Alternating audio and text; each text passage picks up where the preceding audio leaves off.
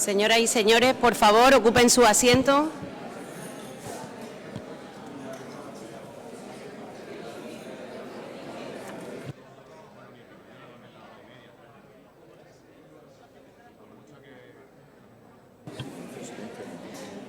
Bienvenido al Salón de Plenos del excelentísimo Ayuntamiento de Almería, en el que, un año más, nos disponemos a celebrar el acto de homenaje a los mártires de la libertad, los colorados.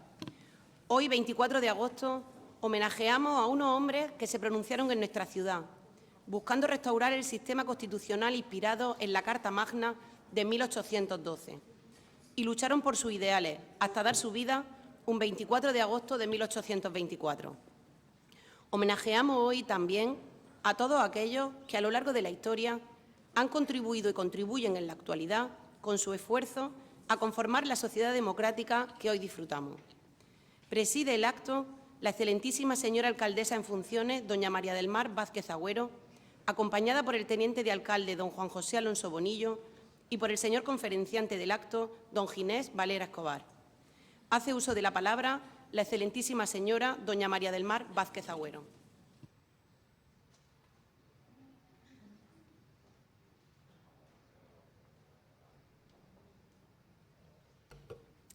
Buenos días a todos, excelentísimas autoridades, diputados, senadores, consejeros, delegados, subdelegados, delegadas, autoridades civiles y militares, señor orador y estimados concejales. Disculpen mi voz, pero es que siempre intento hacerme oír en las ferias de la noche por encima de la música y me pasa un poco factura. Un año más, el Ayuntamiento de Almería conmemora con toda la solemnidad el aniversario de los colorados, manteniendo así no solo una señalada tradición municipal, sino también el vínculo que tenemos los almerienses con este episodio histórico sucedido en 1824, cuya memoria e interpretación siguen suscitando interés y debate. Por eso, y desde el orgullo y la emoción que siento por hacerlo por primera vez, les doy la bienvenida a este acto que tiene un profundo significado institucional, pues supone el homenaje de la sociedad almeriense, representada por sus cargos electos, a los valores constitucionales que definen y fundamentan nuestra democracia, fortaleciendo de ese modo los vínculos con nuestro régimen de derechos y libertades. Como todos ustedes saben, la expedición de los colorados y su intento de sublevación es un episodio que se enmarca en la convulsa historia política española del siglo XIX, un hecho de armas que a lo largo de los años ha sido objeto de numerosos estudios y análisis que han arrojado luz y abierto debates sobre un acontecimiento del que hoy conmemoramos su trágico desenlace, asumiendo que este lance de la historia forma parte, como tantos otros, de un pasado que ni podemos ni debemos tratar de cambiar. Pero, sobre todo, esta conmemoración anual quiere ser un mensaje claro de rechazo al enfrentamiento entre almerienses y la expresión de nuestra firme voluntad de no repetir jamás errores del pasado. Así, un nuevo 24 de agosto, los almerienses nos reunimos en este Salón de Plenos del Ayuntamiento de Almería para ratificar nuestro compromiso con los valores de libertad y los derechos políticos y sociales que iluminaron aquel suceso, en lo que ha acabado convirtiéndose en una tradición que es a la vez popular y solemne, porque a todos nos atañe, a todos nos incluye y porque a todos nos representa. Y permítanme que les traslade mi convicción personal de que debemos hacer prevalecer esos valores frente a cualquier tentación excluyente y polarizadora de una conmemoración que es compartida y es abierta. El monumento junto al que hoy volverán a sonar los himnos preceptivos y sobre el que se ha depositado una ofrenda floral simboliza el reconocimiento de todos los almerienses sin distinción a los miembros de aquella expedición que arriesgó y perdió su vida por la causa suprema de la libertad. Y también, por extensión, a cuantos han asumido en Almería el máximo sacrificio por su compromiso vital, ético y político. Y bien podemos personificar en la persona del abogado, investigador y divulgador del patrimonio histórico de Almería, don Ginés Valera, que aprovecho para darle las gracias por estar aquí hoy presente, la defensa permanente de los valores de libertad, pluralismo y democracia que un año más nos reúnen en torno a nuestro pingurucho. Ginés Valera es Por encima de cualquier otra consideración, un enamorado de Almería. Convencido del poder de la memoria para proyectar y mejorar el futuro, Ginés Valera es un incansable buscador de la raíz de lo almeriense en cada espacio del recuerdo físico o emocional de un patrimonio colectivo que, gracias a su trabajo, nunca va a desaparecer. Y esa labor, que aparece llena de rigor y contenido en cada una de sus publicaciones, se ha convertido en una aliada de la identidad de ser y de sentirse almeriense. Por eso hemos querido traer este año su voz, que sin duda está ilustrada por la autoridad que otorga el conocimiento, para reunirnos un año más en torno a un homenaje que es un lugar de encuentro y que tiene una inequívoca vocación integradora e incluyente, a la vez que respetuosa con los hechos históricos. Así que, sin más, les voy a dejar ahora con el orador de este año del homenaje a los mártires de la libertad 2022, don Ginés Valera. Muchas gracias.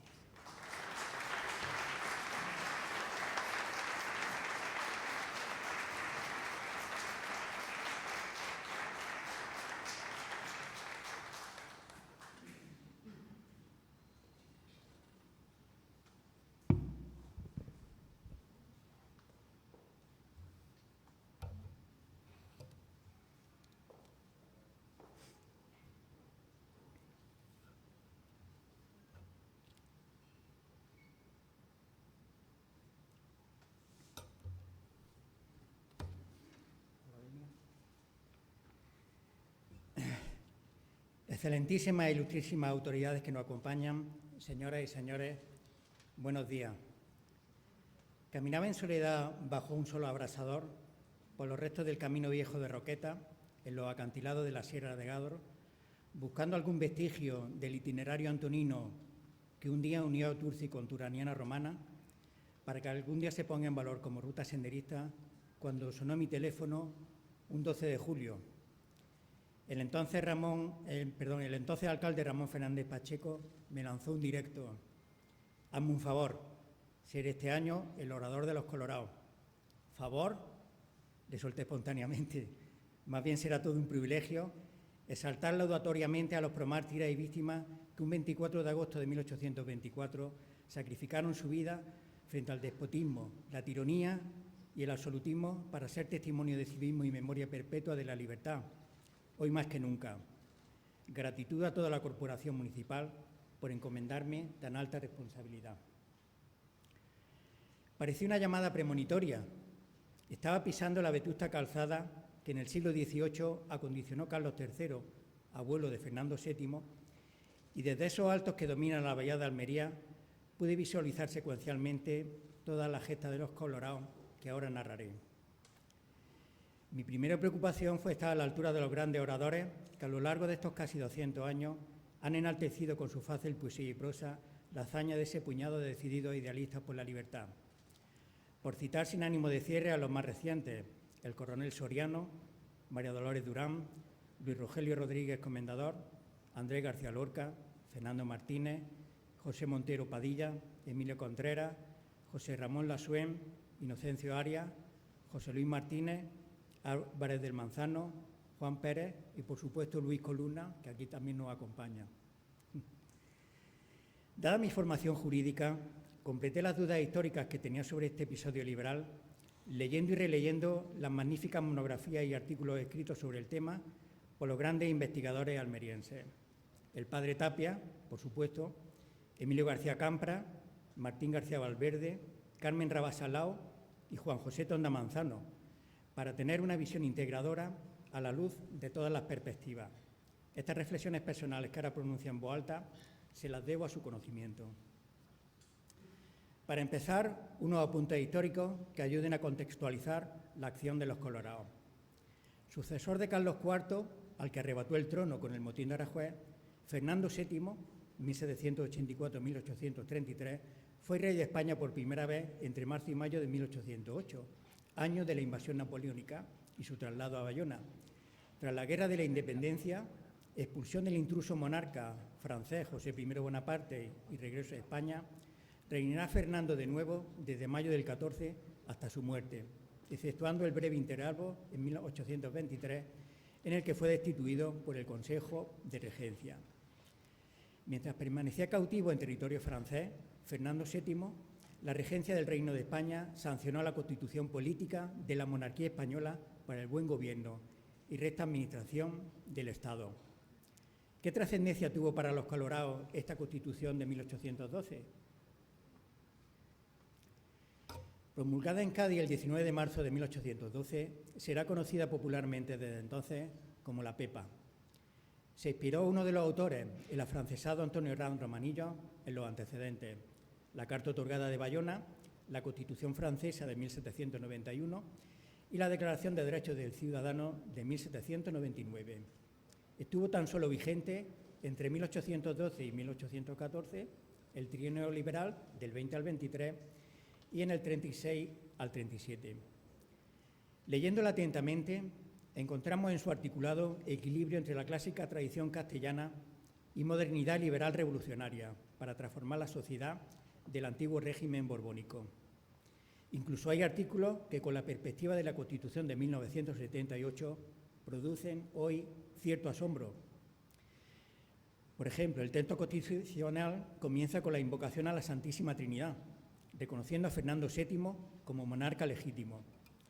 Reconoce a la nación española como libre e independiente, que no es ni puede ser patrimonio de ninguna familia ni persona, y enlazan también con la tradición las cuestiones relacionadas con la nacionalidad, la confesionalidad del Estado, la Diputación Permanente de Cortes y la reunión extraordinaria de Cortes y el Consejo de Estado. Al proclamar que se consideran ciudadanos españoles los que traen su origen en los dominios españoles de ambos hemisferios, la Constitución de Cádiz influyó relevantemente en el proceso de independencia de los territorios americanos.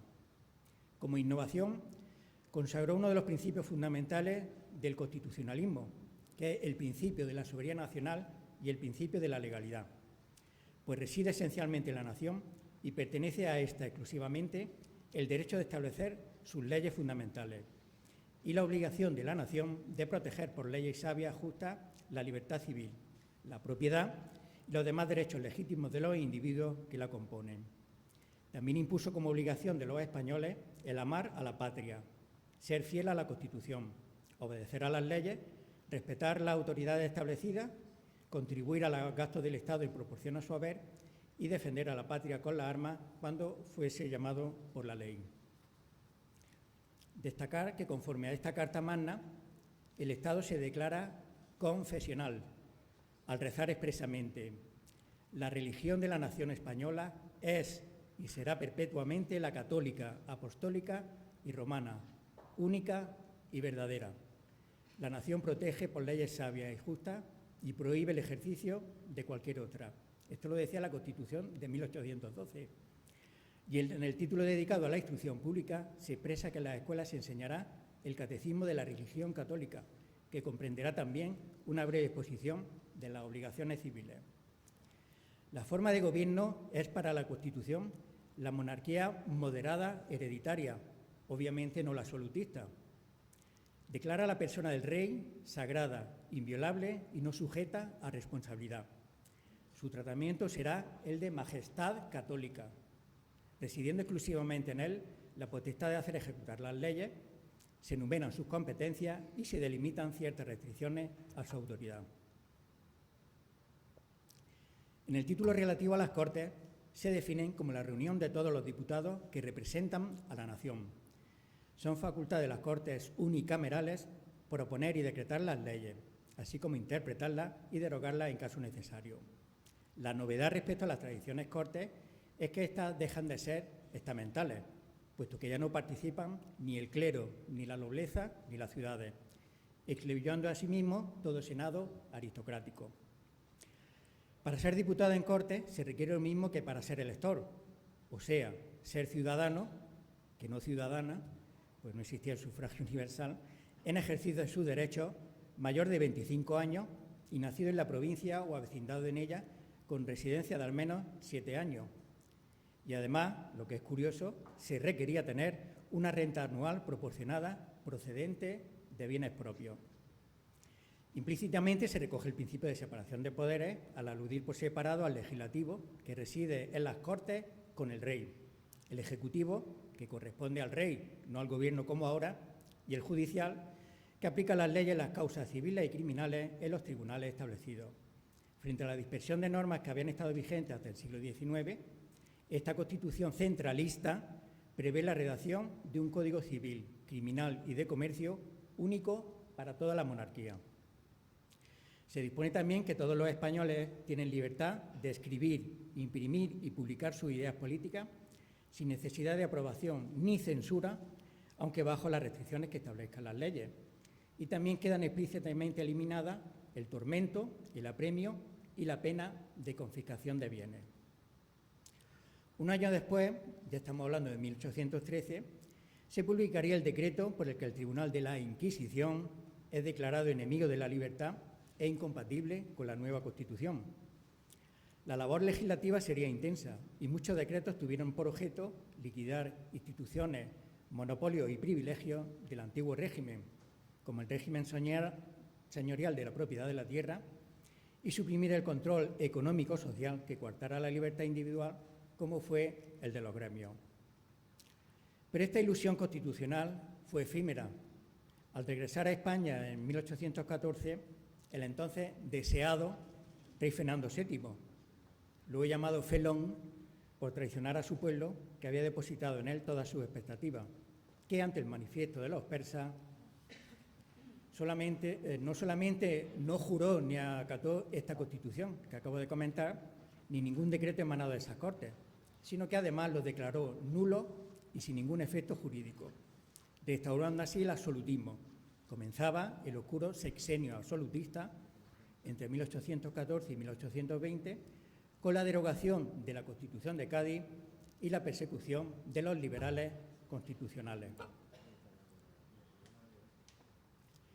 Pero todo cambiaría en 1820, con el exitoso pronunciamiento militar del coronel Riego contra el absolutismo del rey Fernando en cabeza de San Juan. Estaba respaldado por 16.000 hombres y 17 buques, que iban destinados a apoyar al general Morillo, que luchaba contra los liberales independentistas en tierras americanas, ayudados por los ingleses. Durante este breve trienio liberal del 20 al 23, el rey sí que juró y se restableció la Constitución de 1812. Pero otra vez volvemos al péndulo de la historia. Finalmente, tras la invasión de los 100.000 hijos de San Luis, enviados por las monarquías absolutistas europeas de la Santa Alianza, que eran Austria, Rusia y Prusia, mandados por el duque de Angulema en apoyo de Fernando VII, temerosa de que la propagación de las ideas liberales se restaura de nuevo el absolutismo, quedando abolida nuevamente la Constitución gaditana. Comenzará la década ominosa, con el decreto de 1 de octubre de 1823, por el que el monarca tirano decretó nulo y de ningún valor todos los actos del llamado gobierno constitucional. Y para dar ejemplo, el 7 de noviembre sería ahorcado públicamente en la Plaza de la Cebada de Madrid el líder del restablecimiento del liberalismo, Rafael Riego. Numerosos españoles liberales, políticos y militares purgados por los fernandinos debieron exiliarse fuera del país, a Tánger, a Portugal o a la América, destacando Gibraltar con una amplia colonia de comerciantes próxima a Andalucía, que fue siempre muy liberal. A lo largo de 1824, los deportados recababan recursos para organizar desde el Peñón insurrecciones armadas para proclamar la libertad a imitación del desafortunado Riego, procurando que el pueblo se adhiriera y aclamara, con el apoyo sobre todo de la Santa Hermandad, en la que se integraban carbonarios, comuneros y masones. Inglaterra también favorecía a los insurgentes. ¿Por qué? Porque convenía a sus intereses económicos que Fernando VII distrajera tropas y medios para sofocar los levantamientos en la península y no enviarlos a las colonias americanas a combatir la independencia. Se decidieron así 2 expediciones desde Gibraltar para restablecer la libertad y el espíritu y la Constitución de 1812. Una atacaría Málaga y otra partiría a Almería, con posibilidad de llegar a Alicante. La primera, mandada por el coronel Valdés, la denominarían Primera División del Ejército Liberal y la de Pablo Iglesias, general de la Segunda División. De modo que el 3 de agosto de 1824 llegó a Tarifa, aunque su destino era Málaga, al que no arribaron a causa de un levante terrible, el primer ejército libertador de Valdés. Aguantó 2 semanas rodeado por los realistas hasta que logró huir Valdés a Tánger con 36 voluntarios, siendo el resto fusilados. Por su parte, Pablo Iglesias se hizo a la vela del bergantín Federico, con 45 liberales. La mayoría eran militares con graduación, y el falucho de un contrabandista, alias El Borrasca, rumbo a las aguas de Almería, durante la noche del 6 al 7 de agosto de 1824. Iban pertrechados con dinero, 1.600 fusiles y casacas encarnadas a la iglesia, de ahí el nombre de Colorado, y pantalones blancos. Habrá que ver cómo quedarían los pantalones blancos después de la refriega. El 13 arribaron a Roqueta y fueron avisados por una delegación de que los militares de Almería no se sumarían a la revuelta. Desembarcaron el 14 de agosto, cerca del Andará, donde esperaban 2 oficiales, 30 infantes y 8 caballos. Con todo, pues logró formar una columnilla de 80 hombres y a las 3 de la mañana, cuando faltaban para llegar a Almería una tercera parte del camino, rompió fuego el bergantín sobre la batería del mar. Redoblaron pasos para llegar a tiempo en lo que debía franquearse la Puerta del Sol, hoy Plaza de los Burros, pero al llegar al arrabal cerca del muro comprobaron asombrados que faltaba la cooperación prometida.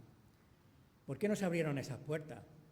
Ahora lo voy a explicar. En 1824, Almería era una ciudad amurallada, con guarnición estable y 2 potentes baterías de costa, situada en el baluarte de San Luis, hoy el Parque, cerca del Mater Asunta, y la Santísima Trinidad, que es por la Escuela de Comercio, hoy la sede del Consejo Social, que es una callejilla que se llama Trinidad precisamente porque ahí estaba el baluarte de la Trinidad.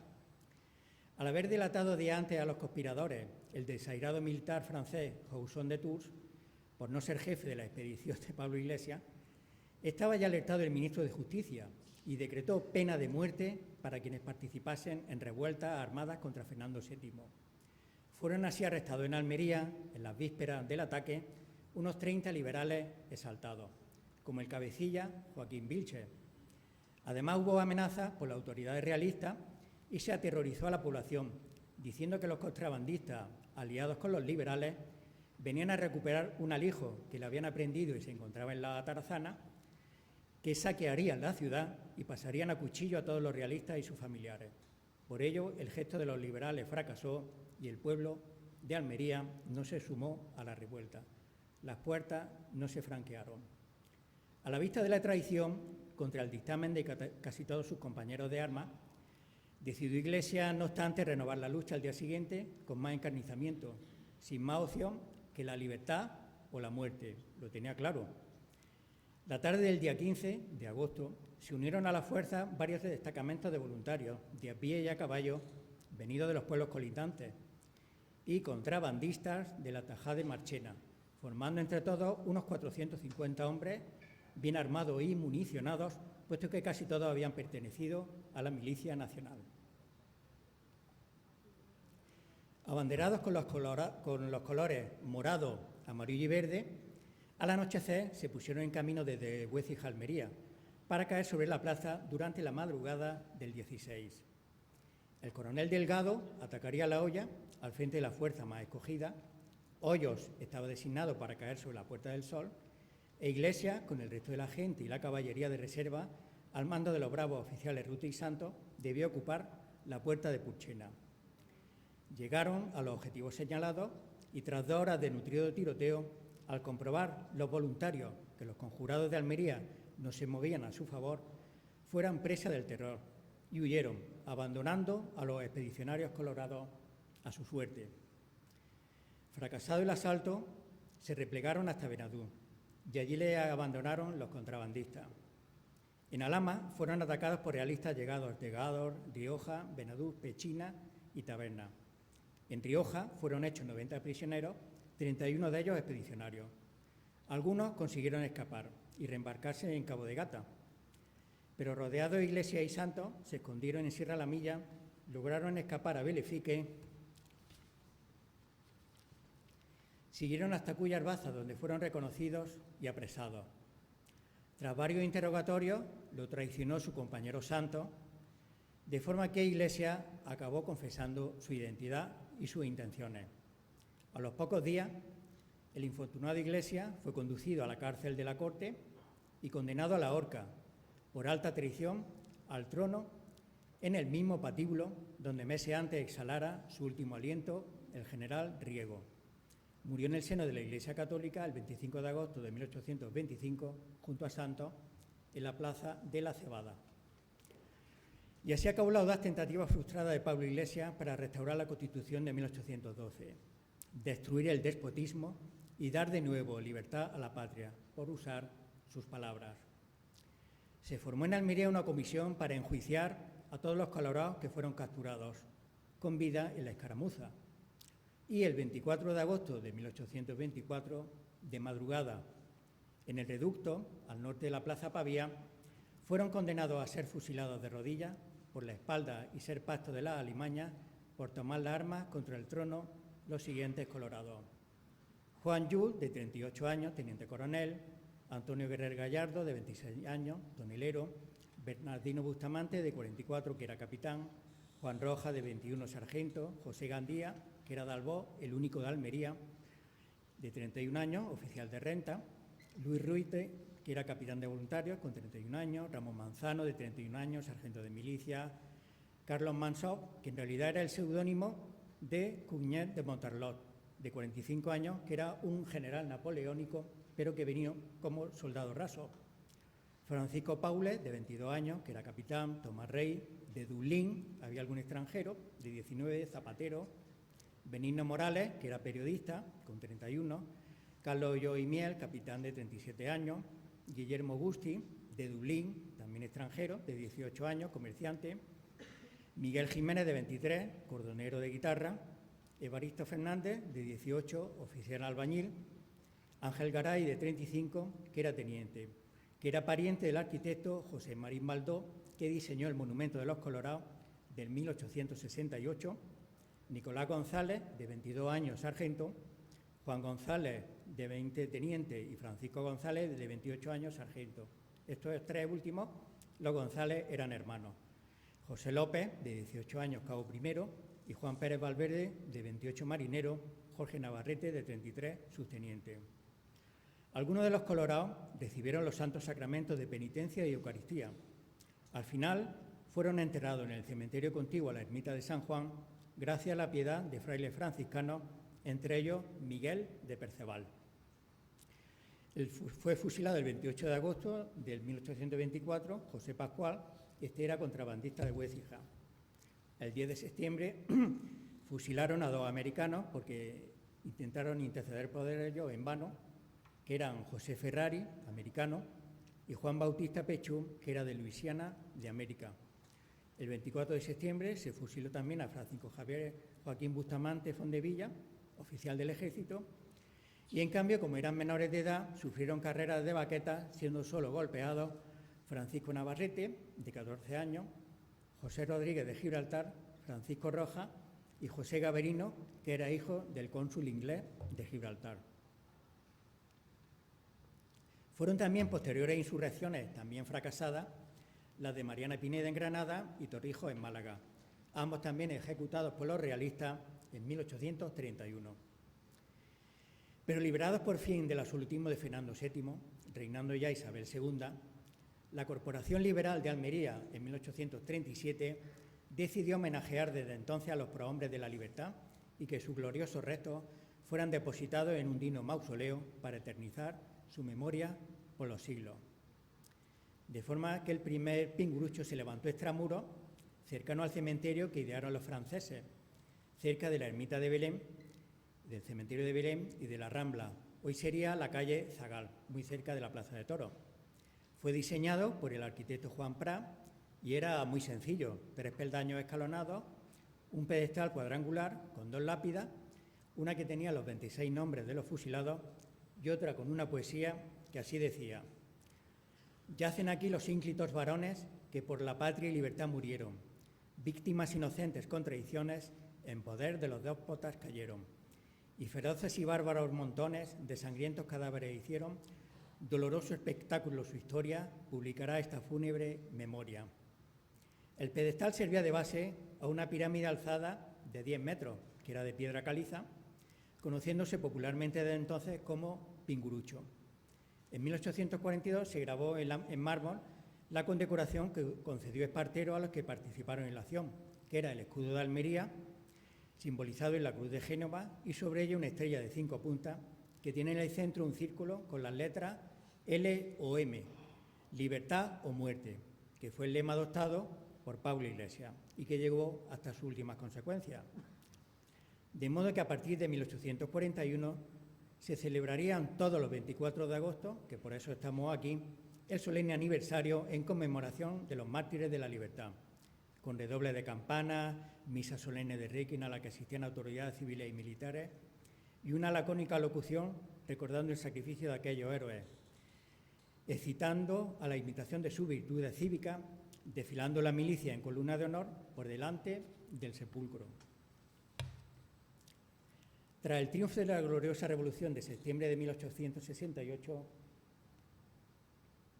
se consideró que este monumento funerario de Belén era muy sencillo y que ya no reunía las condiciones necesarias para las grandes funciones cívico-religiosas liberales triunfantes frente a la monarquía vencida. La primera piedra de la nueva columna conmemorativa la colocó en la plaza de Cádiz, que hoy es la Puerta Purchena, el hacendado Ramón Orozco, el 22 de octubre de 1868, que fue presidente de la Junta Revolucionaria en Almería y en numerosas ocasiones diputado en Cortes. La banda interpretó el himno a la libertad según la letra de Mateo Zamora y música de Filiberto Campra. Según el proyecto original de Marín Baldó, una columna estriada estaría rematada por el ángel alado de la libertad, hecho en calamina, que espada en alto y con una corona de laurel en la otra mano, acaba de romper las cadenas de la tiranía que oprimen el mundo. Pero no se sabe bien si por escasez de presupuesto o porque alguien se quedó con parte del dinero recaudado por suscripción popular, ese ángel jamás voló, salvo en la imaginación y grabado de Mig de Quartara, y al final se inauguró en 1870 bajo la dirección de Enrique López Rull, solo coronado el capitel con un globo terráqueo rodeado por la inscripción 24 de agosto de 1824. Al ser necesario mejorar la circulación en la Puerta Purchena, se trasladaron en procesión las cenizas de los mártires a un nuevo monumento en la Plaza Vieja, terminado el 15 de agosto de 1900. Una verja metálica protegida de los vándalos, 4 lápidas laudatorias, una de ellas con los 26 nombres que hemos citado antes y otra con una octava atribuida a Mariano Álvarez Robles, suegro de la Colombine, que dice así: mártires santos de la libertad fueron los que ahora duermen en la tumba fría, antes morir cuan libres prefirieron que entre horrores vivir y tiranía. En mármol sus nombres se esculpieron, como gloria inmortal que el siglo envía a otros siglos y siglos más lejanos, como prueba y baldón de los tiranos. Culminaba el arquitecto Trinidad Quartara la nueva columna en la Plaza Vieja con un sol radiante. Hay quien ve un guiño masónico, pues dado que había masones entre los colorados y Trinidad Quartara era masón, en esos pinchos de Quartara, como se conocía popularmente, el sol radiante, mientras que otros tan solo ven un rayo por cada fusilado. Para hacer mérito ante la inminente llegada a Almería del general Franco, el 6 de marzo de 1943, el delegado de Falange enviaba al alcalde de Almería, Navarro Gay, requerimiento instando a que desapareciese ese recuerdo de varias personas que lucharon con armas en la mano en contra de nuestras sagradas tradiciones, obedeciendo a consignas masónicas extranjeras. De modo que el deteriorado Pingurucho fue desmontado y trasladado a la Plaza Pavía, eso sí, con la intención de que se erigiera de nuevo cerca del lugar donde fueron fusilados los desdichados. Pero transcurrió el tiempo, las piezas permanecieron allí arrumbadas, incluso como mingitorio, y al final todo acabó reutilizándose como material de acarreo en nuevas construcciones. Durante el franquismo, el sacrificio de los colorados, ya sin Pingurucho, cayó en la indiferencia. Tan solo se celebraban con gran boato, junto a la Plaza Vieja, en la cruz languiana de mármol negro del jardín del convento de las Claras, aquí al lado, los homenajes a los caídos por Dios y por España, hoy también sin memoria. Con la llegada de la democracia, el 24 de agosto de 1988, siendo alcalde Santiago Martínez Cabreja y concejal de Cultura, Fernando Martínez, se inauguró en la Plaza de la Constitución el nuevo cenotafio, financiado por el Ayuntamiento y en parte por donativos particulares. Con una altura de 18,50 metros y unas 150 toneladas de peso, está tallado en mármol blanco de Macael. El proyecto de reconstrucción fue realizado por el arquitecto Blanes Arrufat y por mi profesor de dibujo en La Salle, el escultor Castro Vilches, que tuve el honor de ser alumno suyo en segundo de pretecnología, que reprodujo en la columna las proas de las naves, puesto que los colorados llegaron por el mar, y que tenían el basamento original, los sables, las bayonetas, puesto que eran hombres de armas los colorados, y el sol cuartariano. Pero omitieron reproducir las 4 cruces que tenía el basamento original y tallar en las cartelas, hoy en blanco, los nombres de los mártires de la libertad, para eterno recuerdo. Y ahí queda. En 1980, Jesús de Perceval descubrió en los almacenes de la Pipa los añicos de las lápidas originales de los colorados, hoy en ignorado paradero. Si alguien sabe de ellas, que por favor lo diga, pues sería un buen descubrimiento. Y hace unos años, Carmen Rabasa Lao también encontró sus restos cadavéricos en el nicho número 52 del cementerio de San José. Y ya para concluir, unamos nuestras voces con las últimas palabras de Pablo Iglesias que pronunció en el cadalso: libertad o muerte. Libertad grabada con letras de oro en nuestro lema: muy noble, muy leal y decidida por la libertad, ciudad de Almería. Honor y gloria a los colorados y a todos los que han derramado su sangre a través de los siglos para que disfrutemos de los derechos fundamentales y libertades públicas. ¡Vivan los colorados!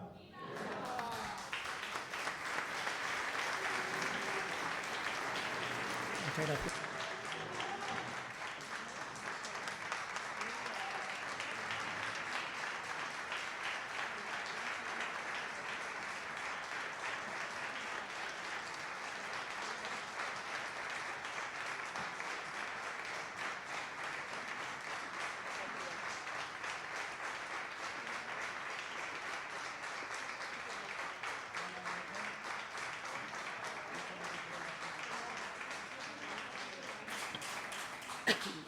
A continuación, se va a dar lectura a la resolución por la cual se concede el escudo de oro de la ciudad al conferenciante de este acto, don Ginés Valera Escobar, por lo que ruego a la señora alcaldesa y al señor conferenciante se sitúen en el centro del salón.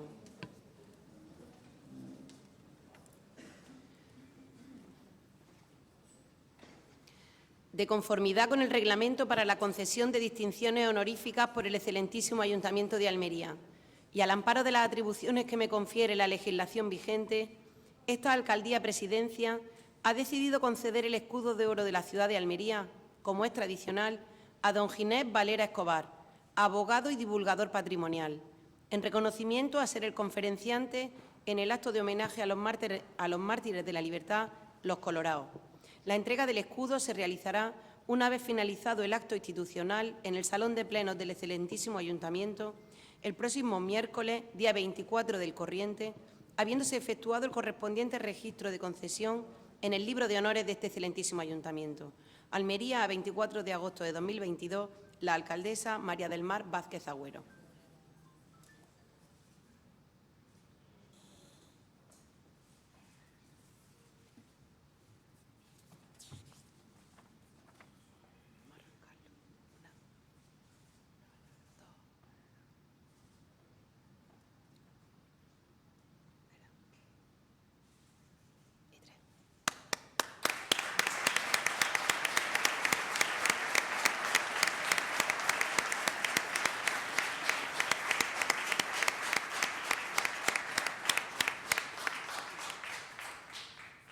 La primera parte del acto ha finalizado. A continuación bajaremos a la Plaza de la Constitución, donde se va a proceder a la ofrenda de coronas de laurel y rosa por las autoridades presentes ante el monumento a los colorados. En dicho acto y tras la ofrenda se interpretarán por este orden los himnos, la marsellesa, de Riego, de Almería, de Andalucía y de España. Permanezcan en el salón de pleno solo las autoridades que van a aportar corona.